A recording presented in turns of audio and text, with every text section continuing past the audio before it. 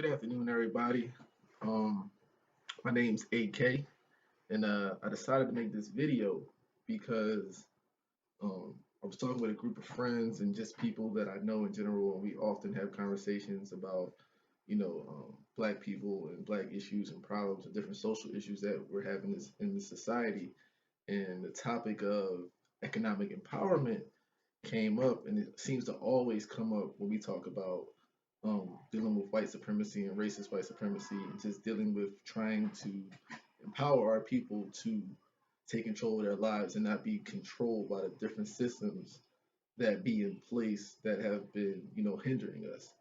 And as I was thinking about, different ways that we could possibly do that, ownership and starting businesses, entrepreneurship, just all the different ways, of how we could possibly begin teaching economic wisdom and finances. And I started thinking like, okay, what is it that we have now as a people that we can use and sell and exploit and make money off of to empower ourselves?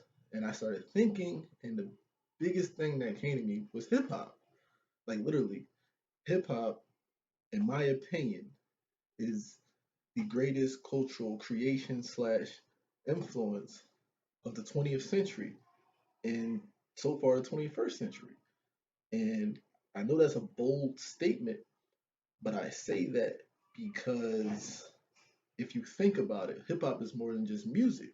It's more than just it's music, it's dance, it's clothing, fashion, it's all these different things that is encompassed. It's slang, the way people talk, the way people act. So it's a cultural influence, and for all intents and purposes, it's a it's the cultural view of urban black society. And it doesn't necessarily define what it means to be black, but it does give you an essence or a look into the urban black experience.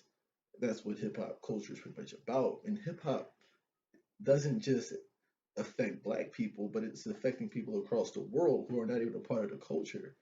And I mean that as far as like even in Africa, in Japan, China, uh, Australia, Europe.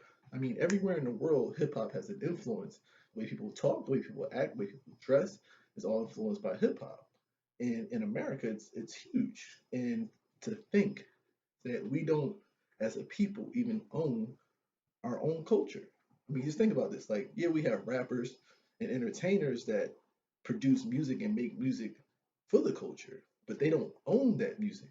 They don't even own the name to their name that produces that music. I mean, look, you can use Prince for example, who had to, excuse me, who had to change his name to a symbol because he didn't own his own name. He couldn't even make music under his name, or the company would have got credited for it. So, you know, how do we go back, taking back our own culture?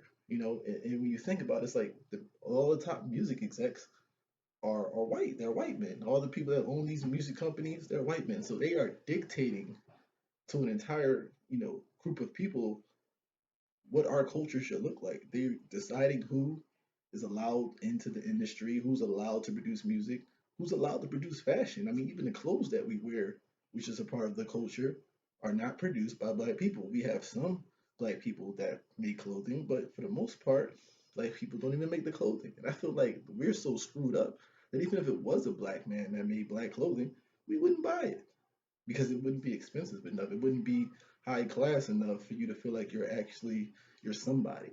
So it's some of the things that we need to think about as a people. Like how can we take back what is ours? What is essentially what it is to be black? What is not even what it means to be black, but what this experience that is hip hop? Like how can we take it back? How can we reclaim what is ours? And not allow people that don't look like us or have experienced the things that we have experienced to dictate to our community what the culture should look like. There are actually men that sit in a room, white men that sit in a room and decide what music is going to be played on the radio, what kind of clothing that they're going to promote and going to produce, who's going to be played on the radio, who they're going to sign, and they determine the message that is going to be displayed and portrayed out to the world, into in our culture. So the first time for a lot of people that don't come to who are not from America, the first time they get a look into what what black people are like here in America, a lot of them will tell you from our music and from what the media shows us. So they think we are who we are based off what white men tell them to think who we are and how we act. And the things that are being portrayed, we all know, aren't some of the most positive things. And a lot of the positive music doesn't is not coming to the forefront. Now things are starting to change as we can see, but even that change is also being dictated because behind all of that, who is controlling the strings really? Like even if you have your Kendrick Lamars, you have your J. Cole's, you even have Beyonce now on a positive, on a conscious note, but you still have people who dictate whether these things are played or not.